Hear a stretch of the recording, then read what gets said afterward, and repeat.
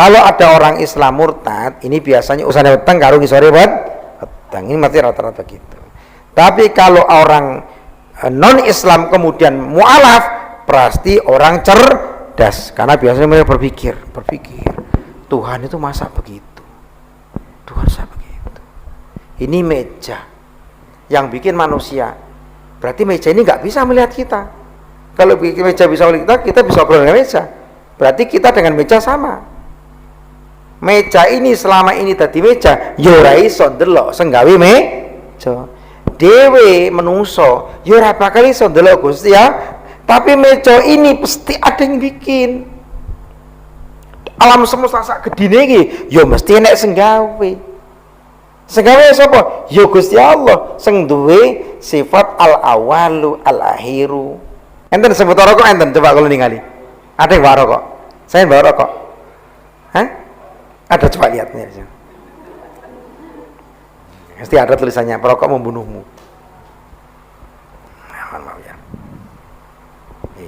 Peringatan karena merokok saya terkena kanker tenggorokan. Ada. Padahal yo gambare bolong tenggorokane. Ya isih dirokok padahal ya.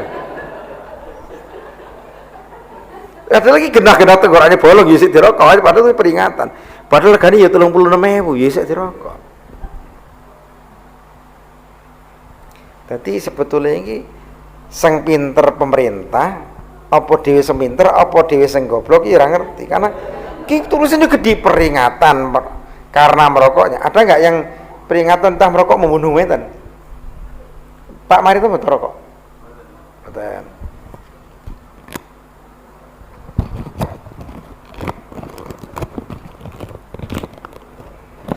Tinggal rong batang. Kere tenan di Pak. Ya Allah, mungkin tukunya panjang rong batang kan, beli 2 batang. Ya gak apa-apa, bagus. Kita sadar betul masing-masing kita punya kelebihan dan punya kekurangan. Karakter kita pun ada kelebihan, ada kekurangan. Potensi yang kita miliki ada, makanya disinilah dikumpul ke sampean. Yang lebih ajari kelebihannya kepada yang kekurangan. Sang kekurangan belajar dari kelebihan seseorang. Maka pengajian itu penting. Tapi penting lagi mengedukasi bagaimana sukses uripin dunya. Donga robana atine itu penting dihafalke didongakne. Tapi yang penting lagi adalah pelaksanaan dari kajian robana atina fitunya itu. Karena hari ini hampir negara muslim itu ekonominya terpuruk. Kenapa kok hebat negara Eropa? Kok negara Eropa itu kaya-kaya? Kok dibilang teknologinya maju, orang maju? Kok orang Eropa ini EQ-nya kok biasa 100 sampai 120? Dan sedang kita orang Asia ini kok EQ-nya kok 78, 80? Kok rendah betul? Apa kita yang salah apa mereka yang salah? Kita memang, Pak. Kita ini kan hari ini kita masih ublek-utek mikir nasab, mikir rahayu sugeng dumadi. Saya dipikir kuwi sing ya begitu-begitulah yang hanya bikin konflik saja. Kita nggak mikir bagaimana. Padahal hadis itu jelas. Dalam hadits qudsi, tafakkaru fi khalqi wala tafakkaru fi dzati. Berpikirlah kalian tentang ciptaanku, jangan berpikir tentang zatku. Kita nggak perlu mikir Allah itu sebelum Allah ada siapa, Allah ki kaya ngopo, nggak perlu. Ketika kita hidup, kita meyakini kehidupan kita ini nggak gratis, ada yang memberi sebuah kehidupan. Iki wae kabel iki turut, iki tibae enek cop-copane. Dan kuwi urut enek PLN listrik kuwi ora gratis, bayar kuota, tuku. Begitu pun hidup kita, iso ngomong iso kedepi nggak gratis. Ini operator otaknya, ada jantungnya, ada pompa jantung, pompa darah, pompa oksigennya, nggak gratis. Bayar yang Gusti Allah ini. Bayar apa? Ya tadi. Dewe kon ngabekti mangka wa ma khalaqtul jinna wal insa illa liya'buduni. Kon ngabekti karo Gusti Allah. Enggak usah mikir Gusti Allah kaya ngopo. Sing dipikir bagaimana ciptaan Gusti Allah. Orang sudah berbondong-bondong berpikir, Elon Musk sudah berpikir mau berkunjung ke planet Mars. Padahal Elon Musk nggak bertuhan, dia ateis, murni ateis. Dia nggak percaya Tuhan. Orang ateis itu kalau kumpul karo ateis guyu di diri, Pak. Kita ditertawakan. Bodoh amat orang-orang itu. Kau percaya bahwa di atas sana ada sesosok laki-laki besar yang selalu mengawasi kita begini-begini?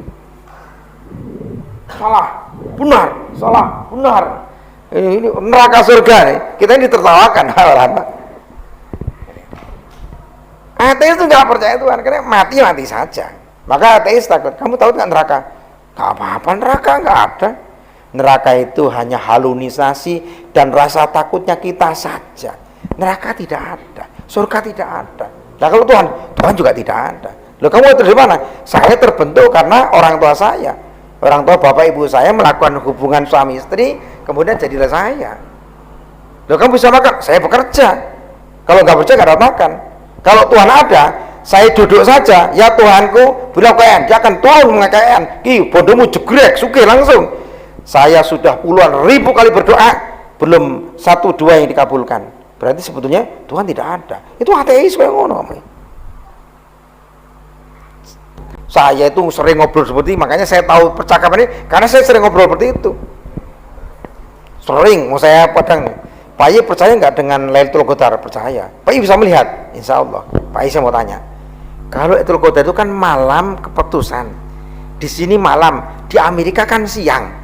Apa di sana itu disebut Naharul Qadar? Apa Lailatul Qadar itu memang turunnya itu cok begini? Apa mencolot ini? Begitu aja main-main. Lo nak Dewi Kiai tidak disiapkan tentang ilmu-ilmu yang mengkanter seperti itu, ya nggak jadi dia. Karena kita ini orang Islam itu beda dengan agama lain. Orang Islam ini belajar untuk meyakini ilmu, bukan yakin dulu kemudian mempelajari. Maka ketika kita ini, Pak, sholat itu sebuah ritual dari agama Islam. Tapi sholat diposisikan bukan di nomor 1, di nomor 2. Nomor 1-nya syahadat dulu. Syahadat itu kesaksian. Saksi itu kan mendelok, nyakseni kok. Aku bersaksi tidak ada Tuhan kecuali Allah. Aku bersaksi Muhammad Rasulullah. Nah, terus didefinisikan apa hikmah, ambil ilmunya. Bagaimana sebuah kesaksian? Berarti melihat. Loh, itu lihat dari mana? Emang kau bisa menyaksikan Allah? Mau kamu ndelok Gusti Allah? Lah terus ndelok dengan apa? Kalau dia meyakini saya, dia dengan hati. Bagaimana hatimu bisa meyakini bahwa itu Tuhan? Tuh, kalau keterangan-keterangan ini kemudian santri-santri ini tidak diajari mengkanter nanti, Pak. 15 tahun yang akan datang, kita melihat orang Islam tidak jarang. Sampeyan nak ndelok ning Spanyol, sampean kalau tur ke Spanyol biasanya 7 hari. Nanti keliling ke Istana Alhambra, sampean delok ke gereja katedral yang dulu Masjid Jami Abdurrahman Ad-Dakhil. Sekarang makam-makam Islam sudah dibongkar. Jadi sekitar setengah bulan atau 1 bulan yang lalu, makam-makam Islam yang ada di Spanyol itu dibongkari karena untuk perumahan. Mereka dibuang, kerangkanya ya dipindahkan lah ya jauh.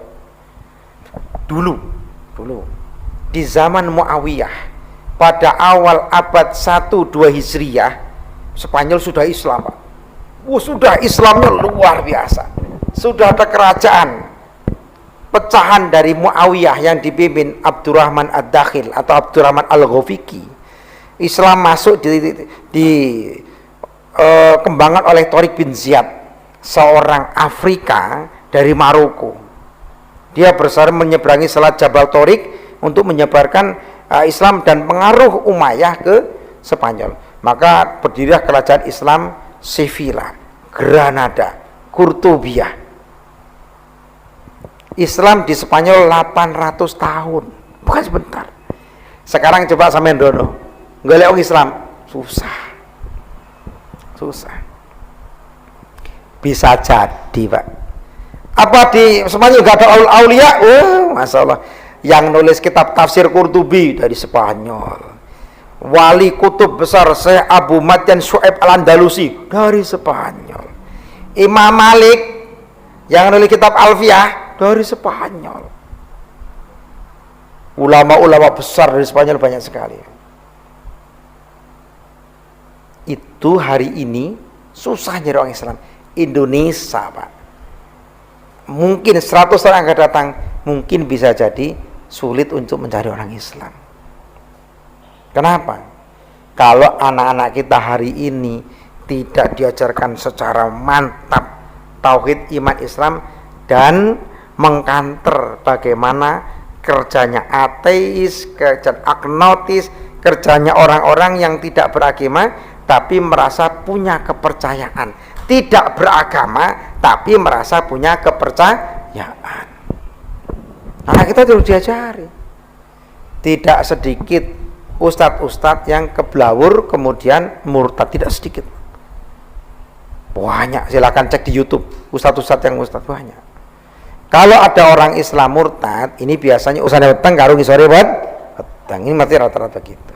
Tapi kalau orang non Islam kemudian mualaf, pasti orang cerdas karena biasanya mereka berpikir Tuhan itu masa begitu, Tuhan masa begitu. Ini meja yang bikin manusia, berarti meja ini nggak bisa melihat kita. Kalau meja bisa melihat kita bisa ngobrol dengan meja, berarti kita dengan meja sama. Meja ini selama ini tadi meja yo ora iso ndelok senggawe meja. Dewe menungso yo ora bakal iso ndelok Gusti ya. Tapi meja ini pasti ada yang bikin. Alam semesta sak gedine iki yo mesti enek senggawe. Senggawe sapa? Yo Gusti Allah sing duwe sifat al-awalu al-akhiru. Misalnya ada pertanyaan, loh tapi ada Tuhan yang menamai Yesus misalnya. Oh, sampean kan 25 dinyatakan kelahiran Yesus. Lah sebelum Yesus lahir, sing ngurusi dunya sapa? Sing gawe planet sakmene gedene sapa? Nah, misalnya Yesus lahirnya terus dihitung sekarang baru 2000 tahun. Lah dunia ini sudah miliaran ribu tahun. Kira-kira begitu. Lah sing gawe sapa? Orang mulai berpikir ini, mulai berpikir. Misalnya agama ini ada dewa ini, dewa ini, dewa ini. Loh dewa ini diperkirakan ini dewa ini punya anak dewa ini anaknya dewa ini, dewa ini. Kan ada Batara ini anaknya Batara ini, Batara ini. Oh berarti dari ini hidup. Dan sebelum ini hidup siapa kira-kira yang urus bumi sebagai bumi? Ini anak apa diajari Pak?